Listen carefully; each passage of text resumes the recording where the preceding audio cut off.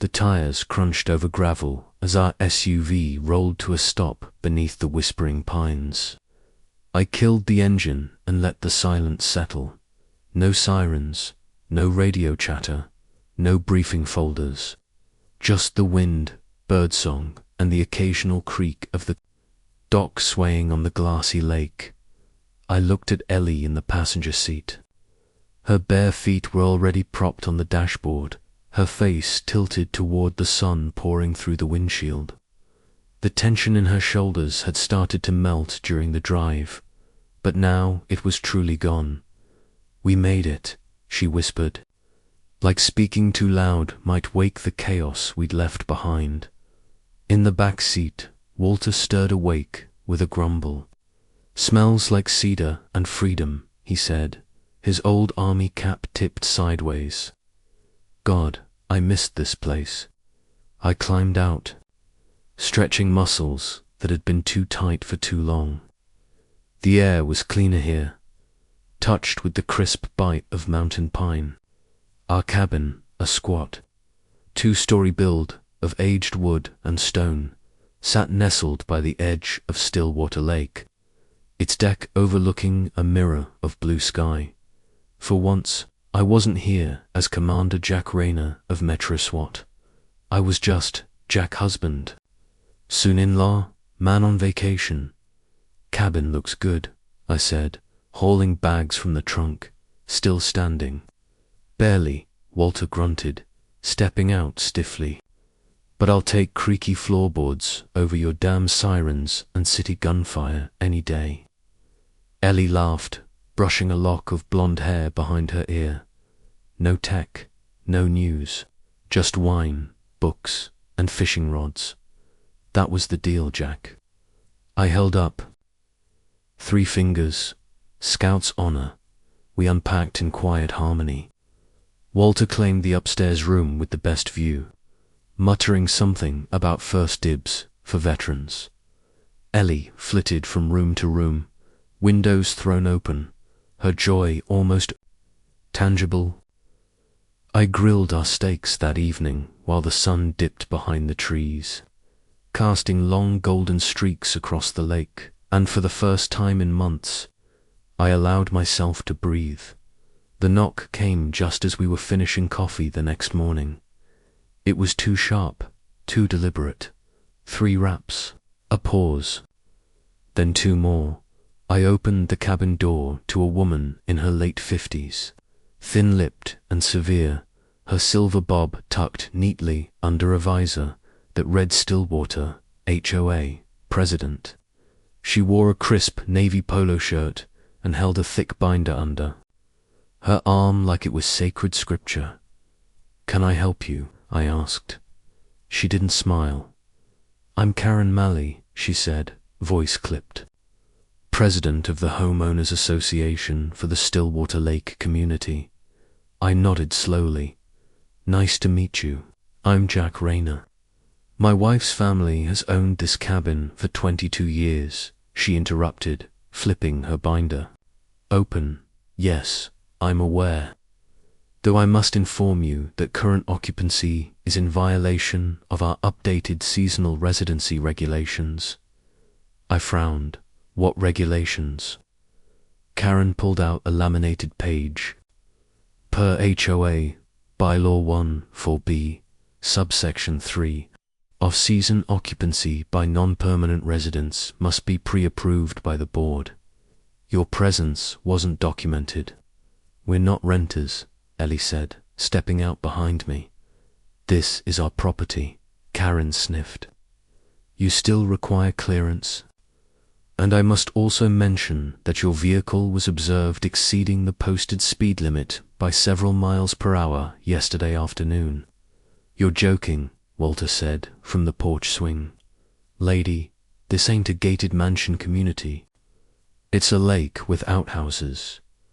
Karen's eyes narrowed. "I don't expect outsiders to understand the importance of order." I stepped forward slightly. "Look, we're not here to cause trouble. We're just here for a quiet weekend. You're welcome to call whatever board you need to. Already done," she said flatly. You'll be hearing from us." Without another word, she pivoted and marched down the gravel path, binder tucked under one arm like a weapon. Ellie stood frozen beside me, brows knit. What the hell was that? "Control freak with a clipboard," Walter muttered. "Ignore her." But Ellie didn't look convinced. There was something off about her. Like, she wasn't just annoyed, she was angry. I watched Karen disappear around the bend, her silhouette swallowed by the trees. "Don't worry, she's just puffing her feathers." Still, I made a mental note to walk the perimeter later. Old habits die hard. That evening, after Ellie had gone to bed and Walter was snoring upstairs, I stepped outside. The moon hung low and yellow above the water. Frogs croaked somewhere in the marsh. I walked down the path behind the cabin, flashlight in hand, sweeping it across the edge of the woods. That's when I saw it. A tree near the edge of the property. Something glinted in the beam, a nail, rusted and bent, driven through a torn scrap of cardboard. I stepped closer. The message was scrawled in thick black marker, letters jagged and rushed. "This lake doesn't belong to outsiders." My grip tightened on the flashlight. So much for a peaceful weekend. Chapter 2. The Rule. Enforce a reminder. Keep POV as first person, Jack Rayner, tense as past, and tone as dramatic, suspenseful. Genre is suburban revenge thriller. Target word. Count approximately 800. The drone hovered there like a silent vulture. Its tiny rotors hummed just outside our bedroom window, red lights blinking as it hovered mid-air, watching, recording. Ellie sat up beside me in bed, her face drained. "Jack, ... is that?" I was already moving.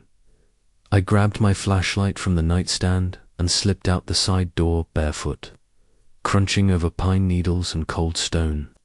The drone zipped away the second my beam hit it, disappearing into the trees like a startled bat. I didn't chase it. I didn't need to. Whoever flew it had made a mistake. They let me see it. They let me know they were watching. And that meant this was no longer some HOA drama. This was surveillance. The next morning, I woke early, adrenaline still humming low in my blood like background static.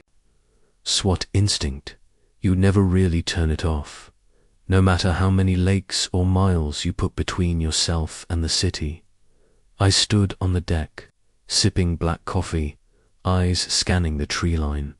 Birds chirped, water lapped, and yet it all felt off, like the peace was counterfeit. Ellie joined me quietly, her arms folded tight against the morning chill. I checked. No drone laws around here, no camera regulations. HOA has free rein. I nodded, jaw tightening. But they crossed a line. She touched my arm. "We should leave. Pack up. Walter's not well. Jack and I have a bad feeling." "No."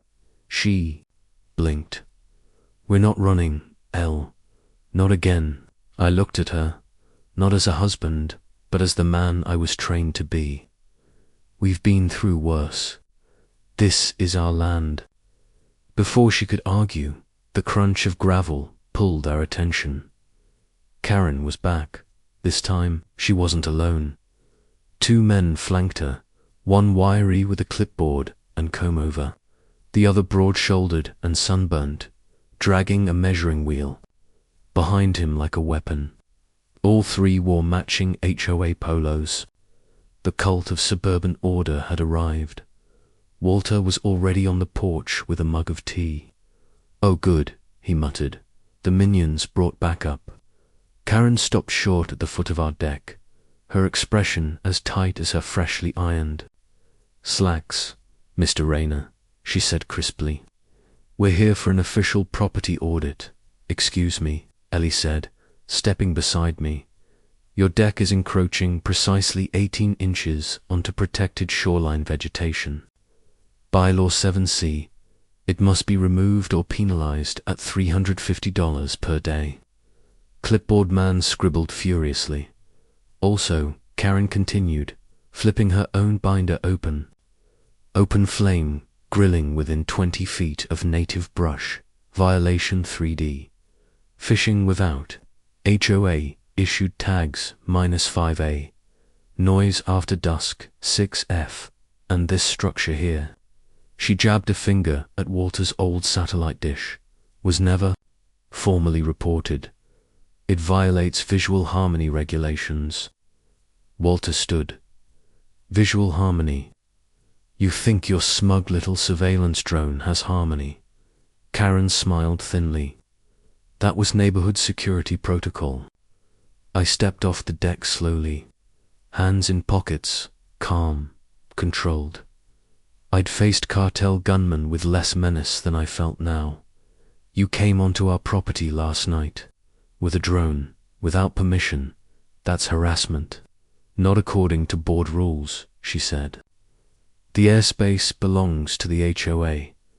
I suggest you familiarize yourself with our charter. You're clearly ... outsiders. My fingers twitched. I wanted to say it. That I'd led urban raids, neutralized hostage takers, worn blood and Kevlar and loss. That if she knew who she was threatening, she'd run screaming back into her bland suburban stronghold. But I didn't. I just smiled. I'll document everything, I said. Video, photos, every step. So when this hits court, we'll be the ones prepared. Karen's jaw tightened. You'll find this community doesn't take kindly to threats. No, I said, voice steady. But I do. We stood like that.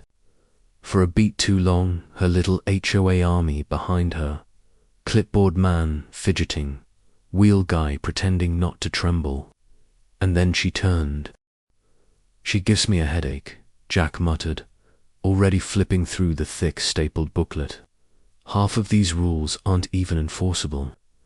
She said something about incidents, Ellie said slowly. What kind? Jack didn't answer. His eyes were scanning the booklet like a field manual. Leave it, he said finally, tossing it onto the porch bench. We'll enjoy the lake. No one's stopping us. That night, the wind shifted. The trees whispered louder than usual, or maybe Jack just imagined it. Still, he found himself awake at 2 a.m., checking the windows, ears tuned to the silence. By morning, he had convinced himself it was nothing, until he stepped outside with his coffee and saw it nailed to the pine tree at the edge of their clearing, just before the slope down to the dock. Was a sheet of paper. Jack walked toward it slowly, the paper flapping slightly in the breeze. He tugged it off the nail, reading the crude block letters. This lake doesn't belong to outsiders. He turned in a slow circle, eyes scanning the tree line. Someone had been on their property, watching the cold steel of the vault handle. Bit into Jack's palm as he twisted it open. Dust billowed from beneath the trapdoor, the smell of oil and old metal rising to meet him. Fluorescent lights flickered on with a hum, revealing rows of military-grade gear, rifles, Kevlar vests, EMP jammers, encrypted radios, remnants of a life Jack had hoped to leave buried under the cabin and never touch again. But that was before Karen crossed the line. Walter groaned from the couch upstairs. Ellie beside him, her arm bandaged with trembling hands. She was still in shock, her voice barely above a whisper. She tried to kill us, Jack. What if they come back?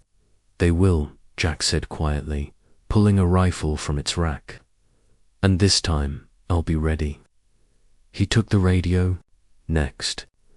Not the store-bought walkies from the kitchen drawer.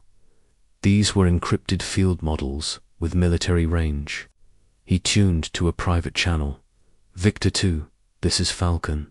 You copy. Static. Then, Falcon, you old bastard, thought you were retired. Jack exhaled. They just pulled a hit on my land. We've got 2 wounded.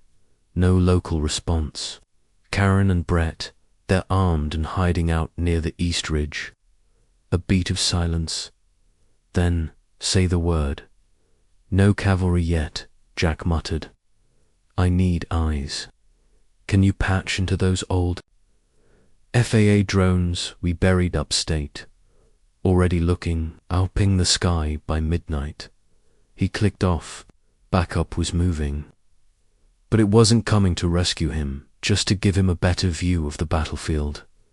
By the time the moon rose, Jack had tripwired the perimeter and set up thermal sensors between the woods and the back porch. He'd pulled Ellie aside, away from Walter's shallow breathing. I need you, alert, Jack said. You've handled worse in the ER. You're not going to crack now.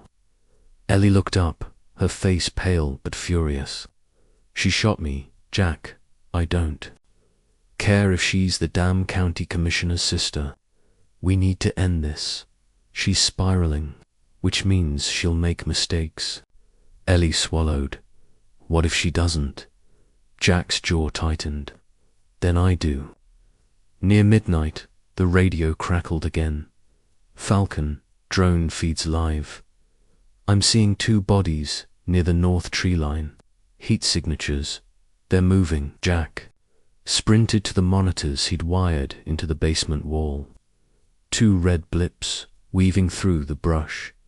They're circling, he muttered, trying to find a weak spot. He zoomed in on the drone footage. Karen held her rifle low, cautious, but determined. Brett trailed behind, his stance less steady, nervous. Then something shifted in the feed. A 3rd signature blinked into view behind them. What the hell? Jack leaned closer. Another person, smaller frame, carrying what looked like a satchel. Not part of the family reunion, he muttered. Victor 2 came back on the line. That's a kid. No weapon, but moving fast. You expecting visitors? No.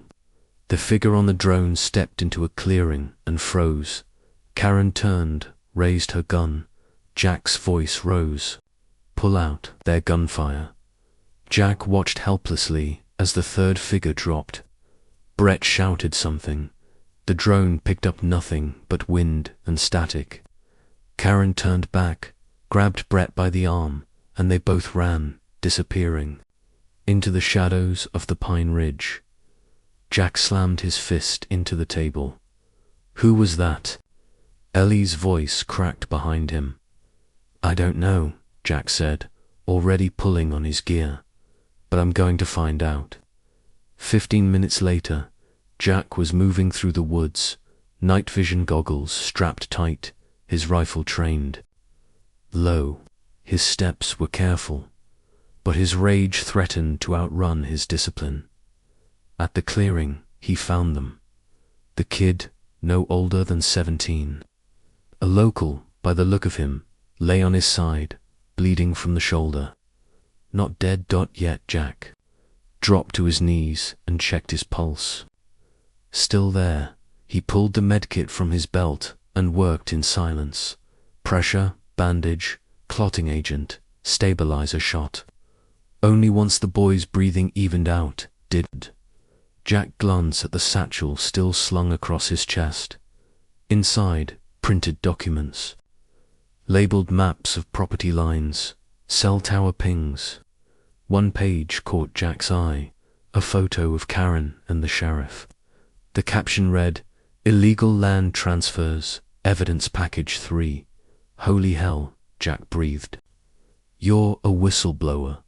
The boy stirred you. Jack, yeah. They found me. Told me to stop digging. His voice cracked. Said my mum would lose her job if I didn't drop it. But I couldn't. You did good. Kid, Jack said quietly. You just gave me the one thing Karen never wanted out in the open. He pulled out his encrypted phone and hit a number. Victor 2, change of plan. I've got proof she's been laundering land deeds through the county. I'm sending it to you. That enough for the feds? Jack looked down at the boy again. It will be. Back at the cabin, Ellie looked up as Jack carried the kid inside. Another one, friend, not enemy. Jack laid him on the spare couch beside Walter. He just gave us our next move. Ellie crossed her arms, still trembling but steadier. Now. So what do we do? Jack looked at the sealed envelope from the boy's satchel. It had Karen's signature. Land maps, bribe trails, timestamps. We stopped playing defense. He turned to the window, red security lights blinking in, steady rhythm across the forest, and we go to war. This isn't over. No, I agreed. It's not. That night, I set up trail cams in the trees, motion sensors, hidden mics, a few tricks from the old playbook. Walter sat inside, flipping through a photo album of fishing trips past. Ellie was silent, curled on the couch, hugging a blanket like a shield. I knew the feeling the moment before the breach, when everything was still and fragile and sharp. We had just started to heal. This place was supposed to help us forget the things we'd seen. But now it was becoming something else. A battlefield of lawn signs and bylaws and forced smiles. And Karen had just declared war. As I walked back up the porch, a small flash of white caught my eye, tucked into the frame of the door. A folded slip of cardboard, rough, ripped. I unfolded it under the porch light. Your cameras won't save you. Go home, or next time we won't miss. I looked up into the dark trees. Someone was watching. Jack investigates the drone and confirms it belongs to Karen's son. Brett, a hot-tempered dropout with a sketchy record, at a local gas station. Jack subtly confronts Brett and notes he's carrying a concealed weapon. Later that day, Walter's dog, Ranger, goes missing. Jack searches frantically. That night, he finds Ranger's body buried near the HOA's communal shed. A brutal message. Jack installs hidden cameras around the cabin. Hours later, he reviews the footage and sees Karen and Brett breaking into his garage, under cover of darkness. Now writing Chapter 4. Broken piece reminder. Keep POV as first person, Jack Rayner. Past tense, tone suspenseful and tense. Genre, suburban thriller. Target word count approximately 800. The silence after seeing that footage wasn't peace, it was something colder. The stillness of a fuse already burning. I sat in the dark of the cabin's study, the laptop screen casting a ghostly blue across my face. The footage had just ended. Timestamp, 2:41 a.m. Brett masked, Karen unmasked, wearing the same smug expression she wore every time. She slapped us with a citation. They were inside our garage. They didn't take anything. That was the most chilling part. It wasn't theft. It was a message. They were staking claim, marking territory, like animals.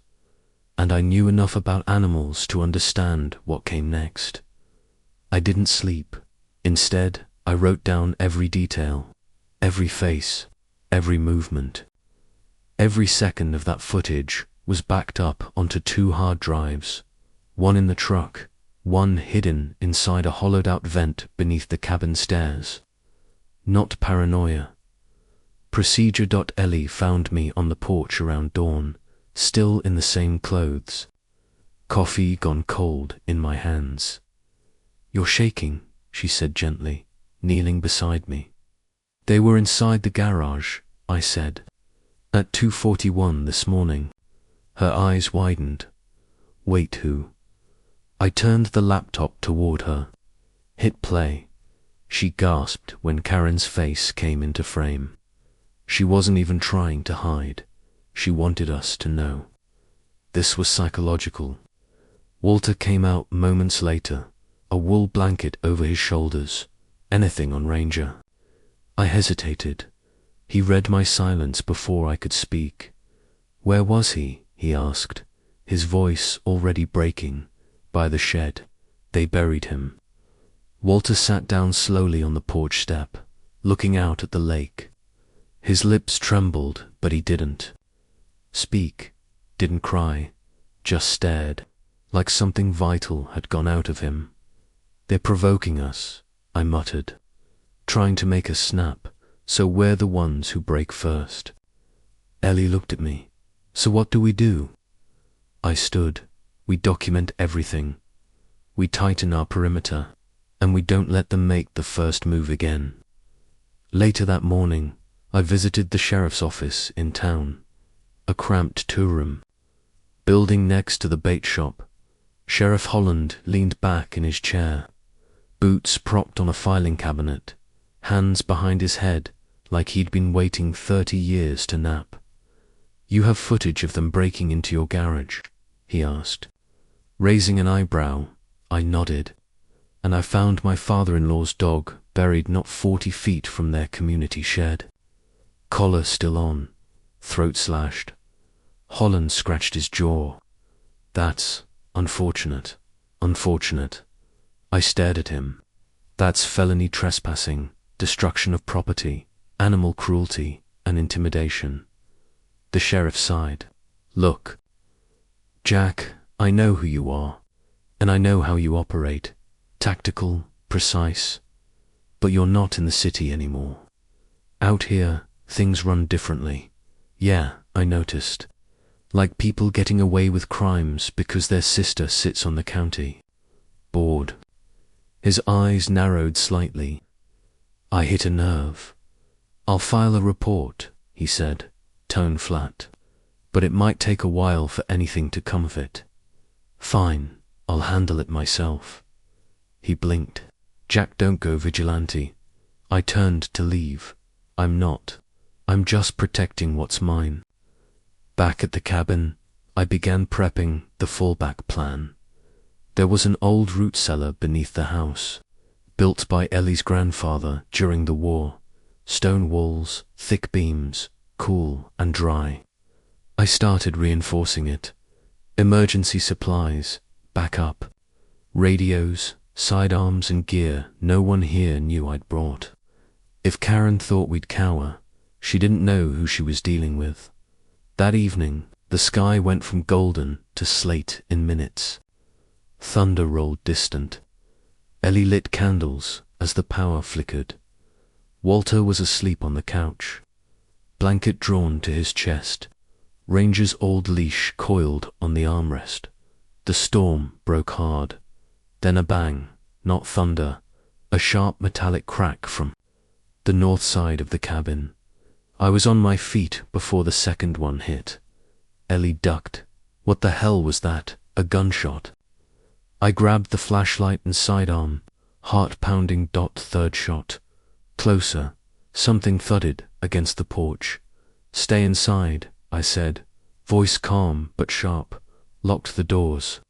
I moved low, sweeping the beam across the tree line, and then I saw it on the deck. A bullet had torn through the porch rail. Embedded in the wood was something else.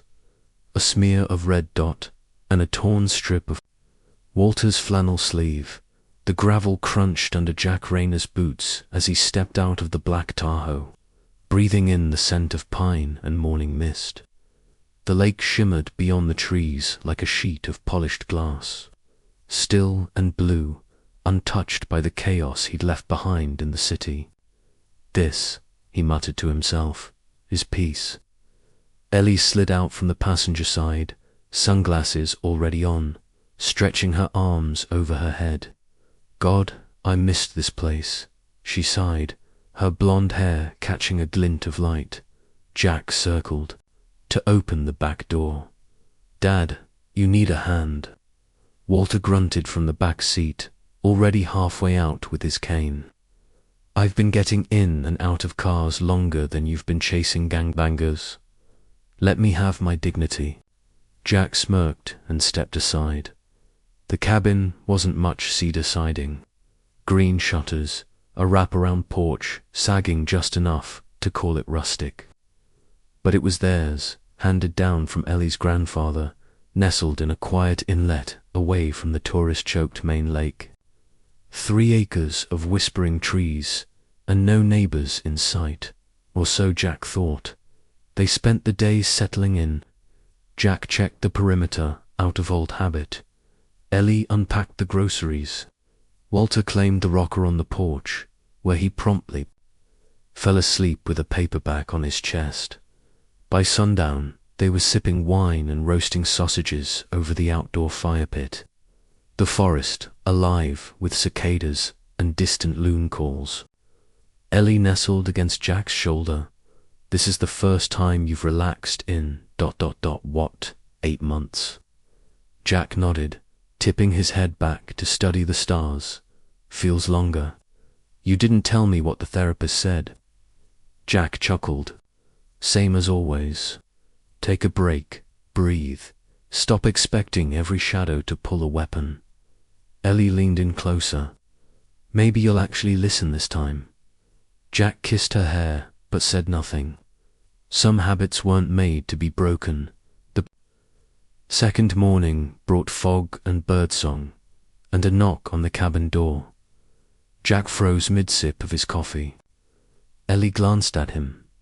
"No one's supposed to be out here," she whispered. Jack stepped quietly to the door.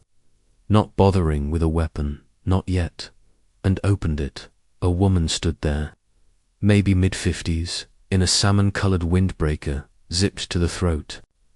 Her hair was helmet perfect, and she clutched a clipboard like it might go off if mishandled. "Good morning," she chirped, her eyes scanning over his shoulder.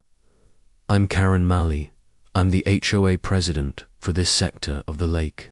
Jack raised an eyebrow. "There's an HOA out here." "There certainly is," Karen said, smiling so tightly it hurt to look at. "Since last year's charter expansion, your property falls just within the new boundary lines. We mailed notices." Jack stepped out onto the porch. "We didn't receive anything." "Well," she said with an exaggerated sigh, "some people choose not to check their mail or update their addresses. Regardless, I'm here now. I'm afraid we need to talk about your occupancy." Jack folded his arms. "Our occupancy? This property is currently listed as seasonally use only due to zoning. We don't have a permit on file for long-term residency." Jack exchanged a glance with Ellie, who had appeared behind him. "In her robe, we're here for a 2-week vacation," she said. "Same as every summer." Karen made a note on her clipboard. "Well, just remember, no noise after 9 p.m., no open flames outside of a contained grill, and no lake access without a registered tag. I didn't see one on your dock." Jack bristled. "You're patrolling docks now. It's for everyone's safety," Karen said. "And fairness, we've had some incidents, right?" Jack's voice was flat. "Well, thanks for the visit." Karen gave a curt nod. "Enjoy your stay, but please, read the bylaw booklet. I left one on your porch last night." With that, she turned and disappeared, down the trail like a ghost in hiking shoes. When she was gone, Ellie let out a breath. "She gives me the creeps."